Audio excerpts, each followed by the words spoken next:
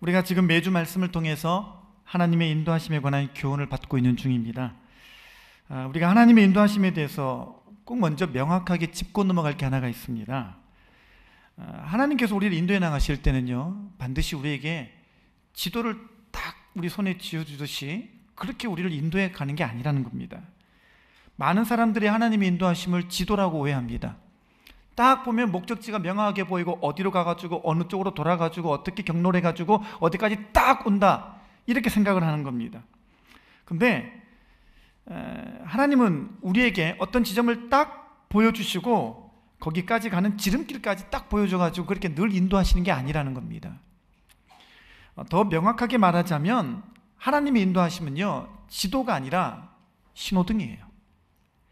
그러니까 어디로 갈지를 알려주기만 할 뿐이고, 지도처럼 세밀하게 처음과 끝을 딱 보여줘가지고 너의 처음과 너의 끝은 이러니까 걱정하지 마, 딱 이렇게 뭔가 하나님께서 경로까지 다 알려주시고 어느 선 몇 번 국도를 가가지고 어느 턴을 해가지고 어떻게 간다, 이렇게 나오는 게 아니라는 거예요.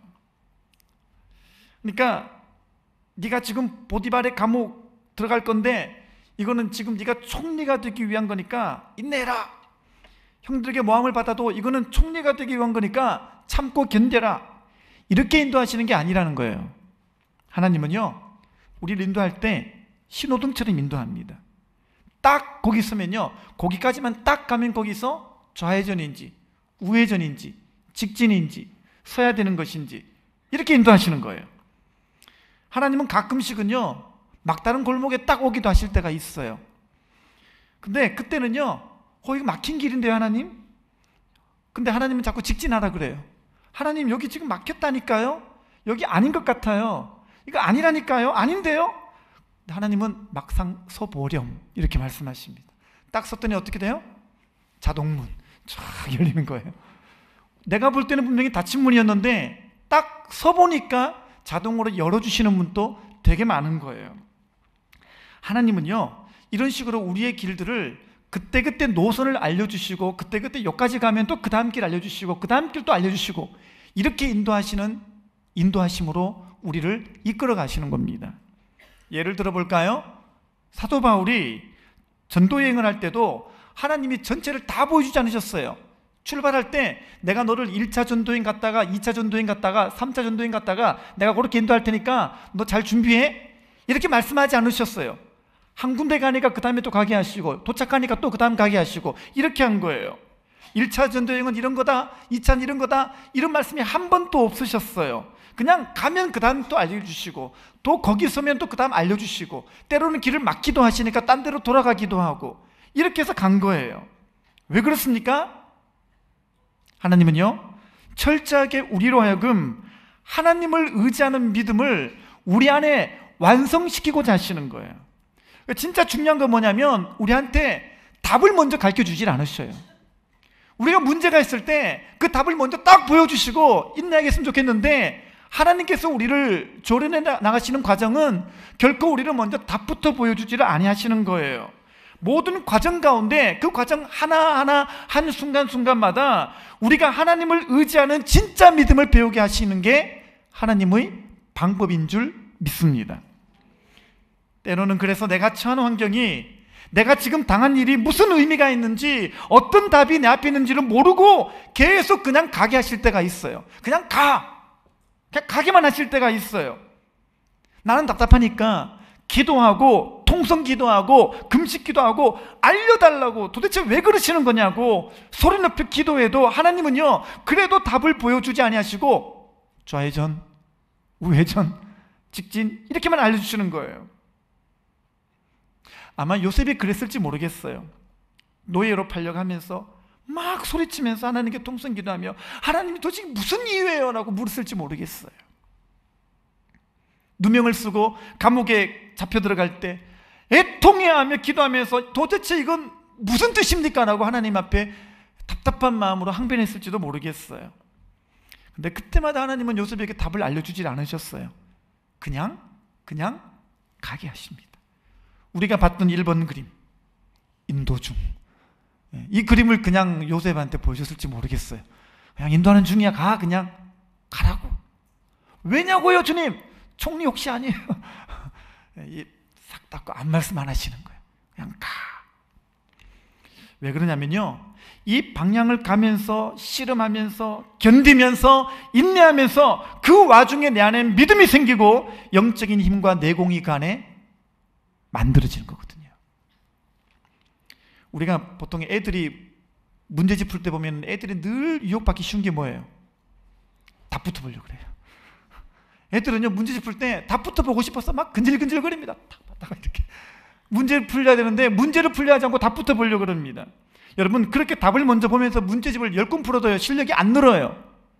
왜냐하면 답을 보지 않고 이 문제를 푸는 과정에서, 그거를 실험하고 견디고 고민하는 과정에서 실력이 만들어지기 때문에 그래요.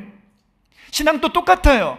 하나님께서 답부터 안 보이시는 이유는 뭐냐면요, 그 문제가 닥쳤을 때 그거를 내가 실험하고 인내하고 기도하면서 견디면서 내 안에 영적인 힘이, 영적인 내공이 만들어지기 때문에 그래요. 그때 진짜 믿음이 내 안에 만들어지거든요. 답부터 안 가르쳐주셔야 하나님은 풀게 하십니다. 네가 고민해야 되는 거라는 거예요. 네가 실험해야 된다는 거예요. 네가 이걸 기도하면서 이걸 반드시 네가 넘어야 된다는 거예요. 신앙 똑같거든요. 속이 타도 어쩔 수 없어요. 애가 타도 어쩔 수 없어요.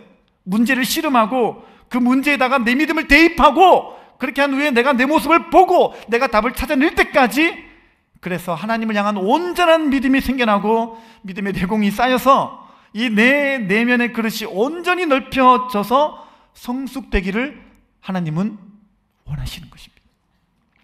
이스라엘 백성들 보십시오. 하나님은 이스라엘 백성들을 이끌기 위해서 모세를 보내셨어요. 근데 성경을요, 어떤 면으로 보면요, 모세가 한 거라고는 40년 동안 광야에서 헤맨 것밖에 없어요. 왜 그렇게 헤매게 하십니까? 그렇죠. 가나안에 가는 것보다 더 중요한 게 있어요. 가나안에 들어가서 살게 될 이스라엘 백성들의 내적인 성숙과 믿음이 더 중요하거든요. 가나안이 분명히 목적지긴 하지만 그 과정 가운데 그들 안에 분명히 만들어져야 될 영적인 성숙과 내면의 은혜가 필요한 거예요. 그거 만들려고 하나님께서 40년 동안 광야에서 뺑뺑이를 시키는 거예요. 그러니까 이스라엘 백성들이 하나님께 더 기도하잖아요. 그 과정 가운데 하나님을 더 배우잖아요. 오늘은 우리가 요셉의 삶에 대해서 같이 함께 살펴봤습니다. 2번씩 반복되는, 도무지 이해도 할 수 없고 용납도 할 수 없는 일들을 당하게 하신 하나님. 보디발의 장군의 집에 노예로 팔려가서 살아가고 있을 때 성경은 함께 하셨다라고 이렇게 말합니다. 요셉이 형들에게 팔릴 때는 뭐하고 계셨다가 이제 와서 함께라니요. 보디발의 아내에게서 억울한 누명을 써서 감옥에 갇혔을 때도 그때는 어디 가서 뭐하고 계셨다가 감옥에 갇힌 후에 보니까 또 그에게 범사에 형통. 도대체 요셉의 인생에 2번씩이나 반복되는 이 일이 그에게 주는 메시지가 무엇이었을까요? 아예 함께 하신다라는 말씀을 하지나 말든지, 아니면 억울한 일을 당하게 하지를 않게 해주셔야 되는데요, 함께 한다고 하시면서 억울한 일을 당할 때는 가만히 계시고 그 후에는 나타나셔서 함께 하시고 형통케 하신다 함은 도대체 이게 무슨 말일까요? 여러분, 그렇습니다. 요셉에게 있어서 제일 중요한 것은 그의 그릇을 넓히는 거였어요. 하나님은 요셉의 그릇을 넓히는 것을 중요한 과정으로 보셨어요. 그의 그릇을 만드는 과정이 더 중요한 걸로 주님은 여기신 것이었습니다. 또한 오늘 오전에 함께 배웠지만 요셉의 그릇을 넓히기 위함도 있지만 이보다 더 큰 게 있었어요. 더 큰 게 있었어요.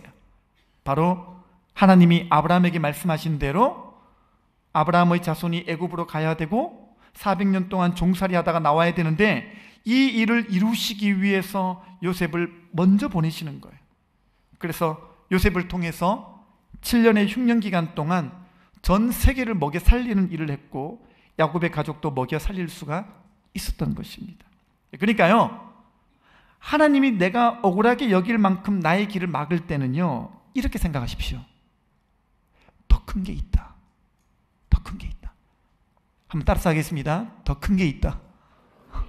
한 번만 더 하겠습니다. 더 큰 게 있다. 전혀 마음에 감동이 안 되시나 봐요. 더 큰 게 있다니까요. 분명히 있어요. 있으니까 막으신 거예요. 말씀 보겠습니다. 이사야 55장 8절부터 9절입니다. 같이 읽겠습니다. 시작.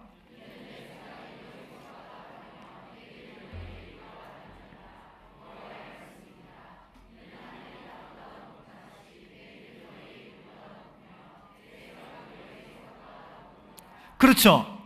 항상 신앙의 기본은 여기서 출발해야 돼요. 이게 인정이 안 되면요, 그거는 신앙의 출발도 안 된 겁니다. 여기 뭐라 그러시죠 지금? 하나님의 생각은 우리 생각과 늘 달라요. 하나님의 길은 우리의 길과 늘 달라요. 하나님의 길은 우리 길보다 높아요. 하나님의 생각은 우리의 생각보다 항상 높아요. 더 커요. 그러니까 하나님께서 막으실 때는요, 더 큰 게 있어서 그래요. 다른 게 있어서 그래요. 다른 게. 그래서 막으시는 것이지, 우리 못되게 하려고, 우리를 고생시키려고, 우리를 의도적으로 못되게 하려고 그렇게 하시는 게 아니라는 거예요. 막으실 때는 반드시 이유가 있는 거예요. 사도행전 16장 6절부터 7절 보겠습니다. 다 같이요. 시작. 성령이 아시아에서 말씀을 전하지 못하게 하시거늘 그들이 부르기아와 갈라디아 땅으로 다녀가 무시아 앞에 이르러 비두니아로 가고 애쓰되 예수의 영이 허락하지 아니하시는지라. 네, 여기 보니까요, 하나님이 지금 아시아에서 말씀을 전하지 못하게 하시는 거예요. 갈라디아에서 비두니아로 가고자 했는데 말씀을 전하지 못하게 하시는 거예요. 막으시는 거예요. 왜 그럴까요? 왜 못 가게 하는 걸까요? 왜 막으시는 걸까요? 지금 말씀을 전하겠다라는 거잖아요. 복음 들고 가겠다라는 거잖아요. 그러면 하나님이 칭찬해 주시고 복 주시지는 못할 망정 왜 막으시는 걸까요? 아무런 설명도 없어요. 그냥 무조건 막으시고 안 열어주시는 거예요. 그 이유는 뭐겠습니까? 뒤에 가보니까 마게도냐가 더 중요했거든요. 하나님의 섭리 가운데 마게도냐가 더 중요했거든요. 그러니까 하나님께서 지금 이 소아시아에서 열심히 복음을 전하게 하시다가 이 바울로 하여금 균형을 맞추시는 거예요. 유럽에도 동일하게 복음이 전해지도록 그렇게 균형을 맞춰주시는 거예요. 하나님은 더 큰 거 주려고 우리를 막으실 때가 있어요. 있는 거예요. 사도행전 8장 보면요, 사마리아에서 열심히 사역 잘하고 있는 빌립을요, 붙들어다가 광야로 딱 던져놓습니다. 지금 이 사마리아 도성은요, 강력한 부흥이 지금 막 일어나고 있었어요. 지금 도시 전체가요, 갑자기 복음에 불 붙더니 이 사마리아 땅이요, 지금 중요한 지금 전환점, 이 복음으로 활활 타오르는 아주 중요한 시점이 되었거든요. 그런 사역이 한창 커지고 있는 중인데 성령님이 갑자기 거기서 사역을 열심히 하고 있던, 사마리아 땅을 아주 그냥 열심히 사역하고 있던 이 빌립을 들어다가 광야로 던져 놓으시는 거예요. 너 이쪽으로 가, 이렇게 하는 거예요. 빌립 마음은 어떻겠어요? 하나님, 광야에는 사람이 아무도 없어요. 여기는 지금 사람이 1만 명이 있어요. 그 당시 역사학자의 인구 추산에 하면 사마리아 땅에 적어도 15,000 내지 2만 명이 있었을 것으로 추산하고 있어요.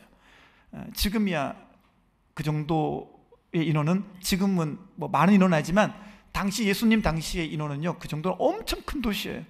여기 지금 부흥이 일어나고 있고, 여기 지금 이 빌립이 올인해서 사마리아 땅을 전도하기 위해서 애쓰고 있는데 이해가 안 되게 하나님은 그를 빼가지고 광야에 두시는 거예요. 광야에 사람이 조금만 있으면 모를까, 하나도 없는 그곳에다가 하나님은 빌립을 붙잡아다가 던져 놓으시는 거예요. 빌립 마음이 어떻겠어요? 안 맞잖아요. 이 길은 아니잖아요. 이 계획은 아무리 생각해도 이해가 안 되잖아요. 나중에 알게 되었습니다만 하나님께서 왜 그렇게 하셨죠? 거기를 지나가는 에티오피아 내시를 만나게 하는 거예요. 결국 이 에티오피아 내시에게 복음을 전함으로 말미암아 한 나라가 구원받잖아요. 우리는 모르는 거예요. 하나님께서 막으실 때, 사마리아 이 사역을 막으실 때는요, 빌립이 그 당시엔 답답했겠지만 알고 봤더니 한 나라를 세우기 위해서, 더 큰 나라를 그에게 주시기 위해서 하나님은 그를 막으시고 이쪽으로 옮기신 거예요. 여러분, 내 뜻이 꺾일 때 성령님께서 더 큰 길로 인도하고 계심을 꼭 믿으시기를 바랍니다. 여러분, 그렇기 때문에 하나님의 인도 중에는요, 우리의 반응과 우리의 자세와 우리의 태도가 너무 중요해요. 오늘은 5가지에 대해서 배웠죠? 네, 정리해 보겠습니다. 첫 번째는 뭡니까? 요셉처럼 불평이나 원망을 하지 말고 받아들이라는 것입니다. 참 놀라운 건요, 성경 보면 요셉은 한 번도 불평했거나 원망했다라는 구절이 나오지가 않아요. 근데 더 놀라운 게 뭔지 아십니까? 이스라엘 백성들은요 늘 불평했고요, 늘 원망했다는 거예요. 이 원망에 대해서 성경은요 놀라운 사실 하나 성경은 기록합니다. 민수기 11장 1절 보겠습니다.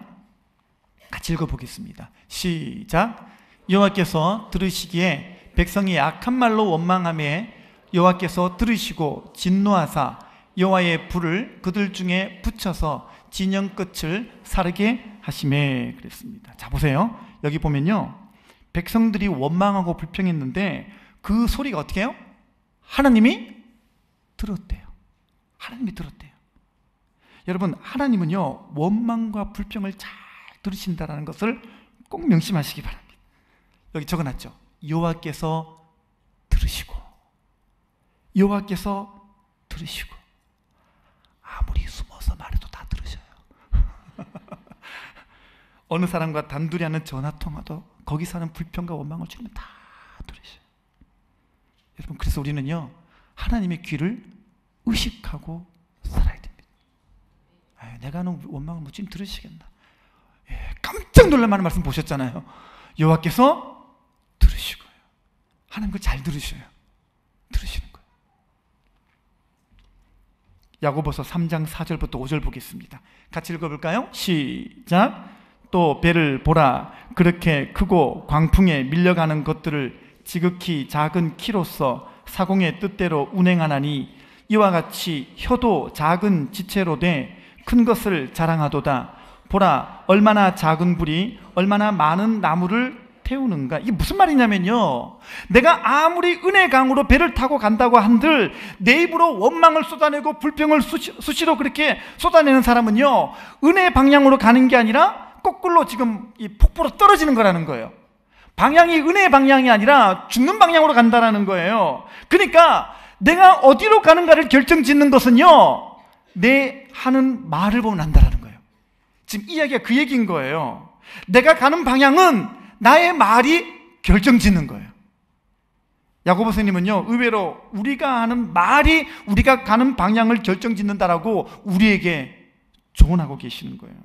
여러분 그러니까요 가는 방향은요 마치 망할 것 같고 죽을 것 같고 끝장난 것 같은데 요셉이 가는 방향이 더 큰 축복의 길이 되었던 이유가 뭐예요? 원망 안 하는 거예요. 안 하는 거예요. 오늘 이 말씀을 들으시고 한 주간 동안 여러분이 의도적으로 노력하게 되시기를 바랍니다. 말이 여기까지 딱 원망이 딱 튀어나오면 어떻게 해요? 하십시오. 이게요 입에서 나오는 순간 지금 들으시는 거예요. 그러면 여러분은 뒤로 가는 거예요. 거꾸로 가는 거예요. 그러니까 이 입이 제어가 안 되면요, 이 말이 제어가 안 되면요 아무리 잘 가고 있는 것 같은데 이게 뒤로 가는 거예요. 하나님은요 말하는 걸 유심히 보십니다. 그 입에서 나오는 말이 하나도 그 뜻을 알지 못하시는 것이 하나도 없다 그랬어요. 다 듣고 계시고 주님이 다 계산하고 계시는 거예요. 그러니까 잘 가고 있는데 나는 왜 이렇게 뒤로 가고 있지? 그 사람은요 십중팔구가 이미 말로서 이미 여러분이 길을 만들어 버린 거예요. 절대 원망하지 마십시오. 절대 불평하지 마십시오. 부정적인 말 하지 마시고요 요셉처럼 침묵하십시오. 결정적인 순간에 침묵하는 사람이 그게 믿음의 사람이에요. 말이 그만큼 중요한 겁니다. 오늘 여러분들의 언어가 하나님의 인도하시는 주님을 믿고 이제부터는 믿음의 언어가 쏟아지게 되시기를 바랍니다. 자녀한테 혼낼 때도요 아이고 이 죽을 놈아 그러지 마시고 아 이거 복 받을 놈아 그렇게 하십시오. 이 말이 되게 중요하거든요. 정말 그렇게 복 받게 될 줄 믿습니다. 한 주간 동안 언어를 통해서 주님 앞에 여러분의 믿음을 확증받게 되시기를 바랍니다. 다 듣고 계시는 주님 앞에 주님의 귀를 의식하는 신앙으로 다시 한번 새롭게 경성하여 깨어 있게 되시기를 바랍니다. 두 번째는 뭐라 그랬죠? 마음을 완고하게 하지 말라 그랬죠. 그러면 완고가 뭘까요? 완고가 뭐예요? 완고는요 쉽게 말해서 고집이에요. 고집을 완고라고 그러잖아요. 근데 사람이 또 보면은 고집 없는 사람 없죠? 제가 보니까 최 씨 고집이 대단한 줄 알았어요. 근데 박 씨 고집도 대단해요. 근데 가만히 보니까 박 씨 고집만 고집입니까? 장 씨 고집 대단합니다. 근데 장 씨만 또 고집 있어요? 강 씨 대단합니다. 그러고 보니까 강씨도 아니에요. 김씨도 대단하더라고요. 보니까 다 고집 있어요. 그냥 다 고집 있어요. 어떻게 유명한 게 뭐 최씨 고집, 뭐 광동탕 이런 거 나오니까 괜히 최씨들이 뒤집어 쓰는데, 제가 보니까요 다 고집 있어요. 사람이 보니까 고집 없는 사람이 한 명도 없는 것 같아요. 자, 근데요 고집이 문제가 아니고요, 문제는 뭐냐면 우리가 다 고집이 있잖아요. 아니 척 하셔도 다 고집이 있어요. 근데 문제는 뭐냐면 이 고집이 컨트롤 되는 사람이 있고요, 이 고집이 컨트롤 도대체 안 되는 사람이 있어요. 그렇죠? 그 차이인 거예요. 고집이요, 이게 만져지는 사람이 있고요, 고집이 아무리 만져도 안 만져지는 사람이 있는 거예요. 무슨 말인지 알겠죠? 그러니까 성령께 조종이 되어지는 고집과 조종이 안 되는 고집이 있는 거예요. 특별히 목자가 말하고 목사가 말해도 안 되는 사람은요, 죄송합니다만 예수님이 와도 안 됩니다. 성경에 나와 있어요. 성경에 어디 나와 있죠? 누가복음 16장 31절 한번 소개해 드리겠습니다. 여기 뭐라 그랬어요? 이르되 모세와 선지자들에게도 듣지 아니하면 비록 죽은 자 가운데서 살아나는 자가 있을지라도 고난을 안 이렇게 앙 하고 안 받아요. 모세와 선지자에게도 안 들으면요, 죽었다가 다시 살아나는 자가 한 분밖에 안 계시죠? 예수님 말도 안 들어요. 안 들어요. 여러분 앞에 있는 목자 말과 목사님 말도 안 들으면요, 예수님이 오면 되겠지. 안 됩니다. 안 되는 거예요. 고집을 회개하셔야 됩니다. 정말 고집 회개하셔야 돼요. 특별히 오늘 우리가 함께 나눴던 말씀 보니까 광야에서 시험하던 날에 거역하던 것 같이 너희 마음을 완고하게 하지 말라고 했습니다. 그러니까 이 완고는 태도예요. 태도. 예. 이런 분 있죠? 하나님 말씀하니까 가긴 가는데 내가 억지로 간다, 이런 분 계십니다. 억지로 간다. 여러분, 억지로 가는 게 완고예요. 억지로 가는 게 완고예요. 여러분, 말씀을 들었고 내게 말씀이 임했으면 기쁘게 가야죠. 주님은요, 가는 길이 아니라 가는 태도를 보시는 거예요. 여러분, 이제 우리가 말씀을 통해서 하나님이 인도하시는 것, 하나님이 인도하시는 중, 하나님이 나를 막으실 때 더 큰 거 주시려는 것, 여기까지가 우리 공동체에게 주신 하나님의 선포된 말씀이에요. 그러면 인도하심 중에 아직까지 여러분의 마음 가운데 완고해서 억지로 가는 태도를 보이지 않게 되시기를 바랍니다. 그러니까 마음이요, 기쁜 마음으로 가야죠. 이만큼 보여줬으면, 이만큼 알려줬으면 이 마음이 바뀌어져야 되는데요, 이게 고집이 있는 거예요. 내가 억지로 간다, 그런 거예요. 억지로. 그건 안 가는 거죠. 아직 마음이 완고한 거예요. 이 마음이 정말 만져져야 돼요. 오늘 이런 분들은요, 정말 한 주간 동안 기도 가운데 하나님께 내 완고한 마음을 만져달라고 기도하십시오. 왜냐하면요, 기도 말고는 이 완고함을 끊어낼 수 있는 길이 없어요. 방법이 없어요. 정말 무릎 꿇으시고요, 기도할 때도 처절하게 하나님 앞에 내 안에 이 완고함을 내가 봅니다. 하나님, 이걸 정말 긍휼히 여겨달라고, 도와달라고. 정말 내가 하나님 앞에서만큼은 이 완고함이 끊어져야 되는데 내가 말씀 듣고도 안 된다고, 주님 어떻게 하면 좋겠냐고, 정말 간절한 마음으로 한 주간 동안 여러분이 주님께 매달리게 되시기를 바랍니다. 세 번째는 뭐라 그랬죠? 하나님의 인도하심 앞에 감정적으로 대응하거나 인간적인 계산을 하지 말고 그냥 순종하라 그랬죠. 그죠? 자, 네 번째는 뭡니까? 내가 겪는 모든 상황을 하나님의 시각으로 해석하라 그랬죠. 그죠? 하나님의 시각으로 해석하는 거예요. 요셉이 늘 그렇게 고백하듯이 우리도 언제나 하나님이 주어가 되게 해야 됩니다. 하나님이 주어가 되게 해야 돼요. 오전에 불렀던 설교 후에 콜링송의 가사에 이런 고백이 있었죠. 내가 겪는 시험이 어렵고 힘겨워도 어떻다고요? 아멘. 아멘. 내 주님보다 크지 않아요. 어떤 분은요, 다 주님이 작아요. 내가 당한 문제가 더 커요. 그냥 주님은 이만해요. 그냥 문제는 이따만 해요. 그러니까 시험 드는 거예요. 여러분, 어떤 시험을 겪어도 그게 주님보다 크지 않은 시각, 오늘 이후로 여러분이 꼭 이 시각을 주님 앞에 선물로 받아가게 되시기를 주님의 이름으로 축원합니다. 이 시각이 있어야 돼요. 이 시각이요. 이 시각이 정말 있어야 됩니다. 그래서 시각의 문제는요, 언제나 믿음의 문제와 결부됩니다. 사도행전 20장 24절 볼게요. 바울의 시각은 뭡니까? 다 같이요, 시작.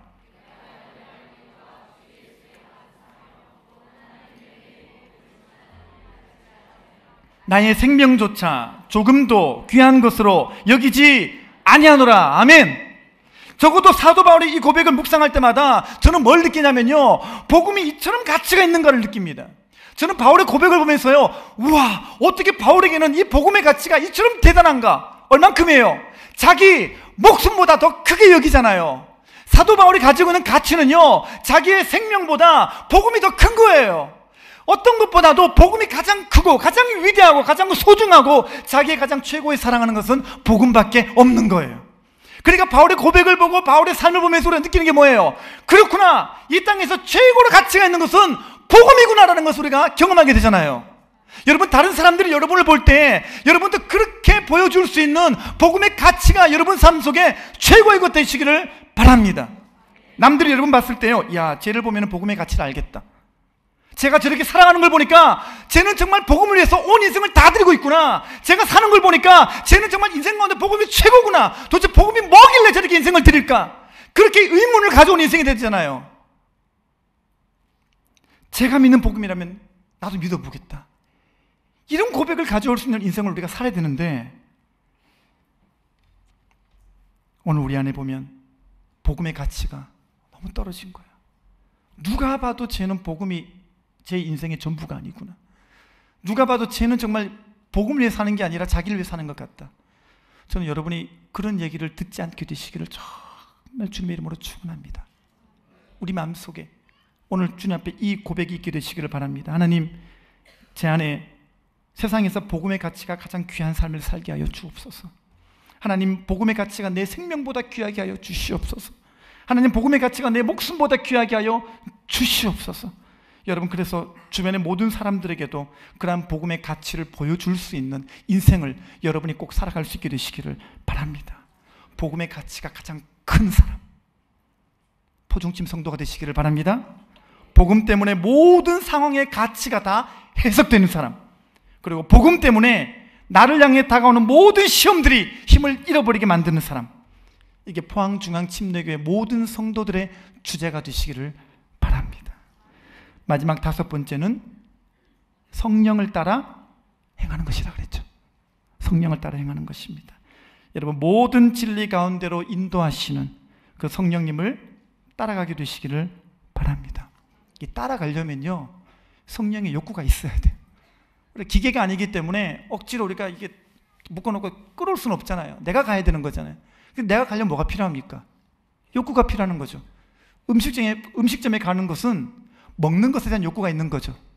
서점에 가는 것은 책을 읽고 싶은 욕구가 있는 것이죠. 우리가 어디를 가든지 간에 뭘 하든지 간에 욕구가 있어 가는 거예요. 근데 성령을 따라 사는 사람들이 성령의 욕구가 하나도 없는 거예요. 결론은 뭡니까? 주님의 길을 가는데 억지로 가는 거죠. 억지로 가는 걸 주님이 제일 싫어하십니다. 제일 싫어하십니다. 그 마음 중심을 보시는 주님께서 우리 안에 욕구 없이 가는 것을 주님은 제일 민망하게 여기십니다.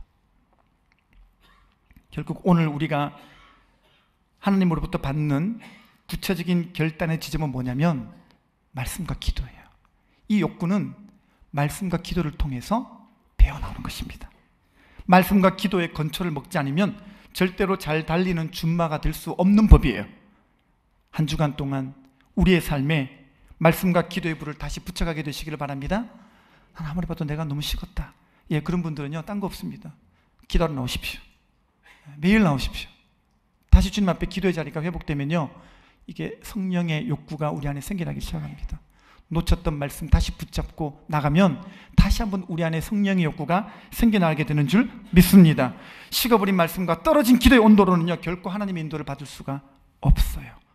오늘 여러분들 정말 하나님 인도를 사모하신다면 절대적으로 말씀과 기도의 온도부터 높이게 되시기를 바랍니다. 진짜 그런 온도계가 있으면 좋겠어요. 성도님들 여기 탁 놓으면 말씀과 기도의 온도가 몇 도인지, 영한지 영상인지. 대체로 우리가 목장에서 목장 식구들 같이 있다 보면 다 보이는 것 같아요. 그죠? 식었는지 뜨거운지 다 보이는 것 같아요. 오늘 다시 한번 식은 목장들 다시 한번 일어서서 주님 앞에 열정과 불과 하나님을 향한 환희가 다시 한번 타오르게 되시기를 바랍니다. 오늘로써 전교회 순회가 68일 남았습니다. 모르셨죠? 식은 가슴으로 순회장 가면요, 추워서 떨다가 오게 됩니다. 오늘 다시 한번 이제 우리가 정신 차려서 다시 말씀과 기도에 매진할 때입니다. 구원받아야 될 영혼 얼마나 많습니까? 식어져가는 목장 이렇게 세워야 될 막중한 책임이 우리에게 또 있잖아요. 교회가 모두가 다 부흥을 사모하며 이 부흥의 불 속에 들어갔다 나와야 될 아주 중요한 지점이 우리에게 지금 다가오고 있습니다. 68일밖에 남지 않았는데요, 지금부터 각 목장에서 개인적으로도 다시 한번 지금부터 순회를 준비하시고 기도하시고, 무엇보다 하나님의 인도를 받기 위해서 내 안에 성령의 욕구가 있기 위해서 여러분이 말씀과 기도 자리를 붙들고 회복하여 하나님이 기뻐하시는, 하나님의 인도를 받는 복된 성도님들 되시기를 주님의 이름으로 축원합니다. 기도하겠습니다.